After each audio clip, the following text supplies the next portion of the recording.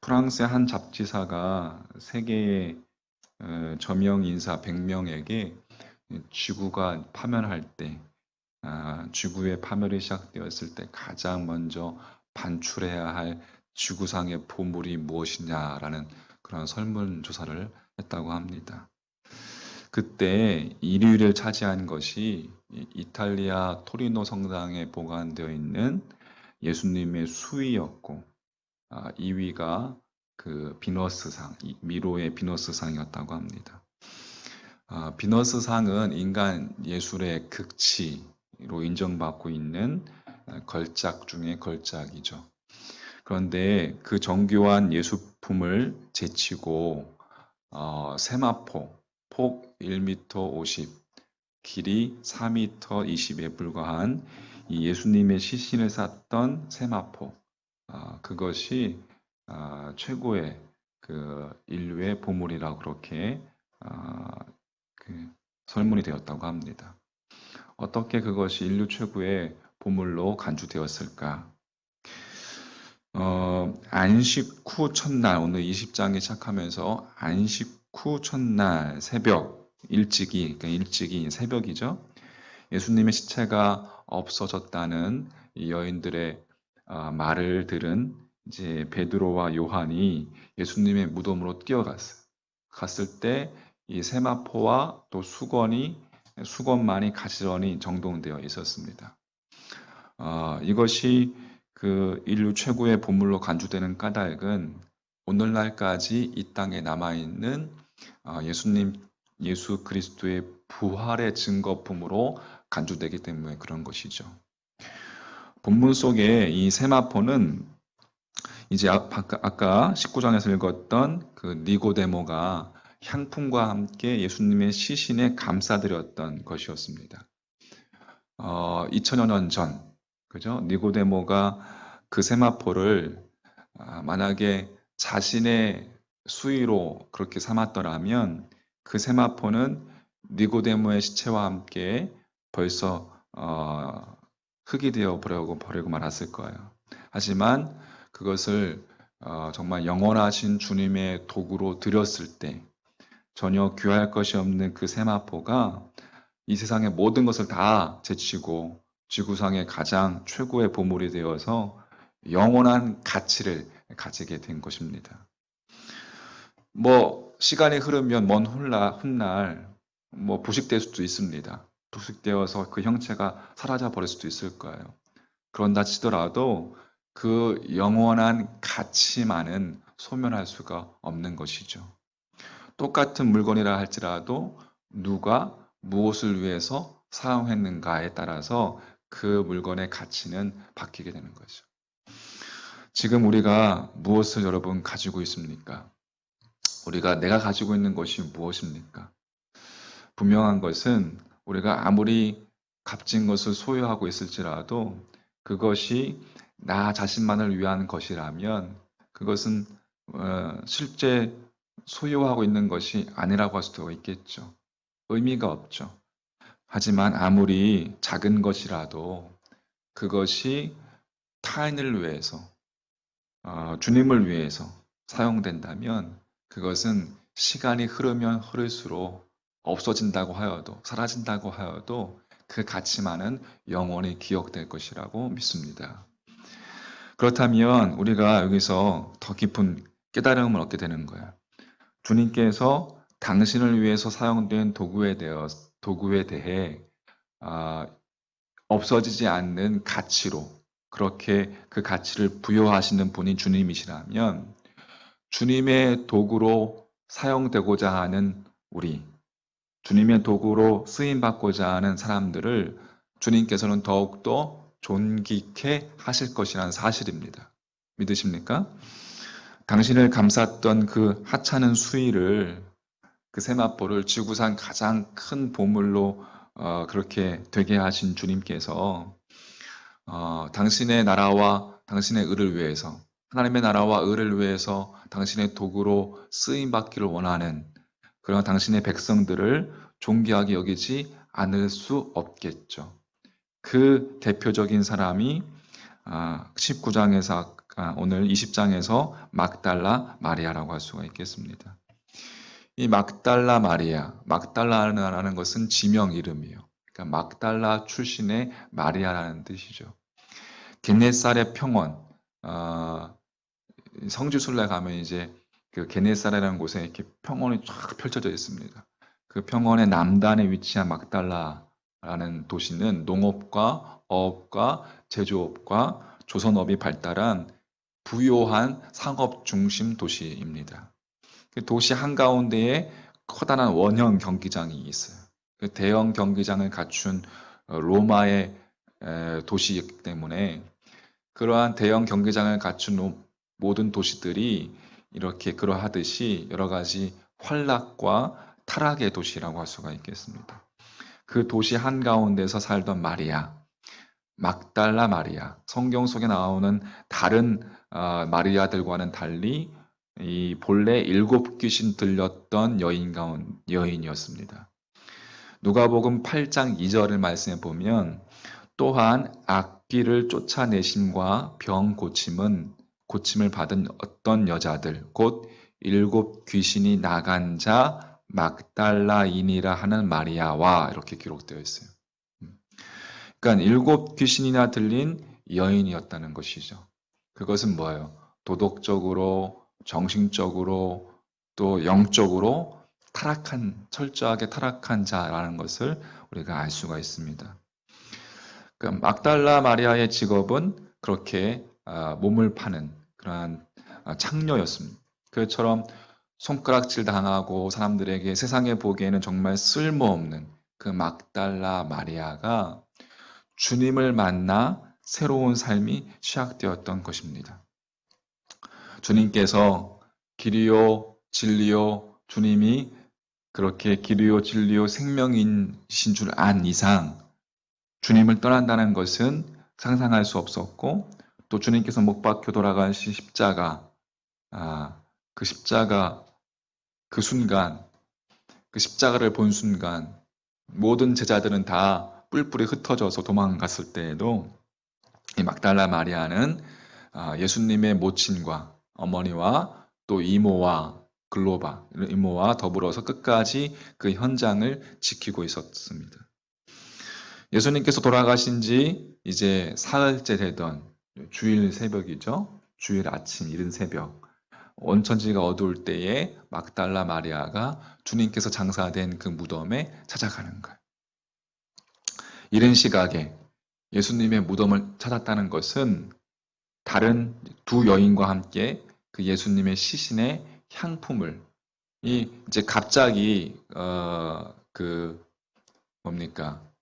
이제 그 안식일이 이제 유대인들의 안식일이 다가왔기 때문에 금요일 날 예수님께서 못 박히셨잖아요. 그죠?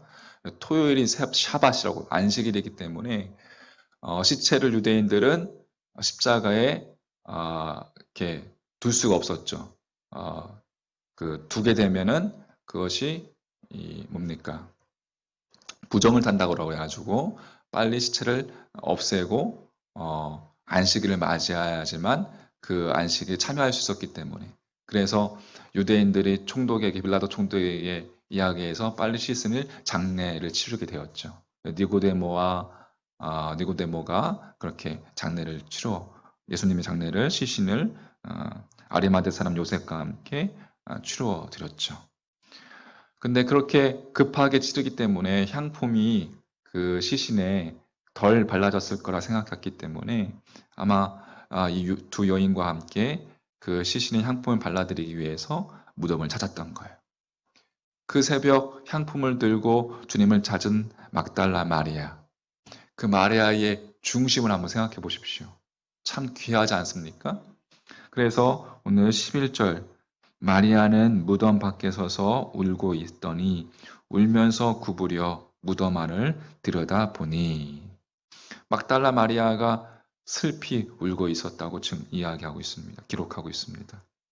그래서 혹시나 예수님의 시체가 들어받아 봤는데 안 보이는 거예요. 그 18절 말씀에 이렇게 이야기합니다. 막달라 마리아가 가서 제자들에게 내가 주를 보았다 하고 또 주께서 자기에게 이렇게 말씀하셨다 이르니라 라고 되어 있습니다. 사라진 줄 알았던 그 시체가 사라지지 않고 이제 그 부활하신 주님을 막달라 마리아가 만나게 된 거죠. 처음에는 동산지기인 줄 알았는데 이제 부활하신 주님을 막달라 마리아가 만나게 됩니다. 주를 보았다. 그래서 제자들에게 가서 내가 주를 보았다라고 그렇게 하고 주께서 자기에게 이렇게 말씀하셨다 이르니라 라고 되어 있습니다. 놀랍게도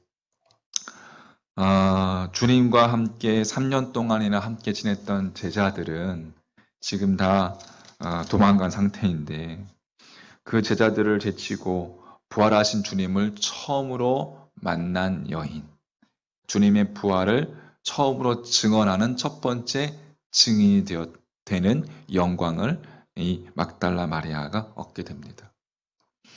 만약에 막달라 마리아가 자신만을 위해서 계속 그의 삶을 살았다면 주님을 만나지도 못했을 것이고 그 막달라 마리아 인생은 비참하게 썩어버리고 말았을 겁니다.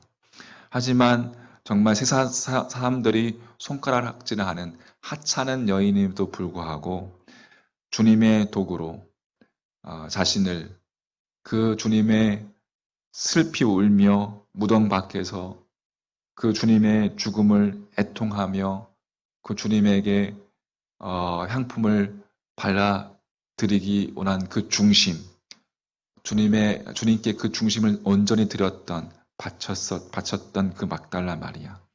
그렇게 자신을 주님의 도구로 드렸을 때 인류 최초로 부활을 증언하는 그리스도인의 증인, 그것은 영원한 증인이 되었던 것을 우리가 보게 됩니다. 막달라 마리아말로 부활의 증인일 뿐만 아니라 하찮은 인생일지라도 우리의 인생을 주님의 도구로 바치는 순간, 우리의 중심을 주님께 드리는 순간 그 삶의 가치가 영원할 수 있다는 것을 우리에게 증명해주는 위대한 증인인 것을 우리가 깨닫게 됩니다. 19장 앞에서 읽었던 아리마대 사람 요셉. 요셉은 뭐예요? 자신이 나중에 죽으면 들어가게 될 그 무덤, 그 새 무덤을 예수님께 내어드렸죠. 자신의 그 시체를 만약에 그 새 무덤 속에 자신이 죽었을 때에 자신의 시체를 장사했다면 그 무덤은 그냥 보통 무덤, 그냥 죽음의 끝이 되었겠지만 예수님을 위해서 자신의 것을 드렸을 때 그 마음이, 그죠? 주님, 그 예수 그리스도를 그 만난 그 아리마대 사람 요셉, 그 믿음이, 그 작은 믿음이, 심겨졌던 그 믿음이 자라서 그 예수님을 그렇게 자신의 무덤을 내어드렸을 때 그곳은 어떻게 되었습니까? 그 무덤은 부활의 현장이 되었습니다. 할렐루야. 니고데모도 마찬가지죠. 니고데모가 준비했던 세마포로 자신의 수위로 그 세마포를 삼았다면 그 세마포는 벌써 사라져서 없어졌겠지만 주님께 드려짐으로 말미암아 인류 최고의 보물이 되었고 부활의 증거품이 되었던 것을 우리가 보게 됩니다. 막달라 마리아가 또 자신을 위해서 살았다면 끝내 그 막달라의 인생은 비참한 인생으로 끝났겠지만 주님 앞으로 자신을 내어드렸을 때, 나아갔을 때 그녀는 인류 최초의 부활의 증인이 되게 된 것을 보게 됩니다. 그렇다면 이제 우리가 적용을 해봅니다. 나의 모습은 어떻습니까? 주님께 내가 가지고 있는 것은 무엇을 주님께 드리겠습니까? 주님과 함께 십자가에 여러분 오늘도 우리의 자아를 못 박고 내 안에 부활의 주님께서 살아 움직이도록 그렇게 주님께서 나타나시도록 나는 사라지고 주님이 나타나시도록 그렇게 하나님의 나라와 의를 위해서 우리 자신을 드리는 시간 되시기를 간절히 소망합니다. 우리의 심령을 먼저 주님께, 우리의 삶을 먼저, 그렇습니다. 주님, 오늘도 내게 주어진 이 하루의 시간들이 시간의 주인은 주님이시고 내 삶의 주인은 주님이시고, 그래서 우리가 주님이라고 부르잖아요. 그리고 내 삶의 주권자도 주님이신 줄 믿습니다. 나의 삶을 통치하여 주옵소서. 오늘도 내 삶 가운데 하나님의 나라와 의가 나타나게 해주시옵소서. 우리가 세상 사람들과 함께 살아가지만 우리는 어떤 존재예요? 구별된 존재라는 사실을 잊지 마시기를 간절히 소망합니다. 카도시, 거룩한, 구별된, 더불어 살아가지만 우리는 구별된 자라는 사실을 잊지 마시고 주님의 백성으로서 보리떡 5개와 물고기 2마리를 주님께 드렸을 때에 그 보리떡 5개와 물고기 2마리가 5,000명을 먹이고도 남는 12왕조가 남는 놀라운 기적의 역사가 있었던 것처럼 아낌없이 우리가 주님께 내가 가지고 있는 것을 드릴 때 내 인생을 통해서 우리 삶 가운데 나타나신 3일 만에 부활하신 십자가에서 나를 구원하시기 위해서 죽으실 뿐만 아니라 돌아가셨을 뿐만 아니라 나를 위해서 부활하신 그 부활의 주님께서 내 삶 가운데 나타나게 될 줄 믿습니다. 할렐루야. 그렇게 부활의 주님과 함께 오늘 하루도 동행하는 삶이 되시기를 주님의 이름으로 간절히 축원합니다. 아멘.